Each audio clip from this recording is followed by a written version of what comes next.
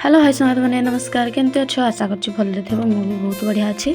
आज जानिच ना आज संडे हेले भी आम घरे सागु आम घरे बहुत दिन है आमिष होनी। आपण मानक आमिष कौन खावा भल लगे निहाती जनइबे। हाँ सब वर्ष ना लेंबू गछरे बहुत सारा फूल देता है ए वर्ष गोटे भी मुझे आमिष कथा कहले ना मत थंडा आनिकी कहले पछ कथा पछे बुझा तुम आग गाधा बाधा करदिए। तो मु भी कथाटी शुणी चटपट जाकि गाधेकी पड़े आसली। आसला बेले देखुची मु माछ आनिकी पूरा रेडी। सेटा भी पुणी कहले जदि तुमको आमिष खाइबाकू एते भल लगे ताले माछ गुड़ाक केड़े कुड़ाकी सफा करिकी तुम भाजी थाओ। आम घरे किए कहूची पुणी पखाल संगे खाइबा तो किए पुणी कहूची गरम। तो आमे कहलु एबे पखाल सहित खाइदेबा राति रे गरम करिकी झोल करिबा। समस्ते ए कथारे राजी हेले। तापरे मु तो माछ गुड़ाक छोड़े भी पारुनी कारण बहुत सेनगा हे पानी रे देदेली ना से पूरा लाल लाल हो गला। आपण मानकू कौन माछ केलिबा आसे मते तो जमा आसेनी तथापि आज मु ट्राई कली। माछ गुड़िक भल भाव धोई दे सारा पर हल्दी गुंड लंका गुंड लुण देकी भल भाव फ्राए कर नेली। तापर रखीदेली से गुड़ाक समस्ते आसिले खाइबु बोली किंतु समस्ते गाधेया जाइए।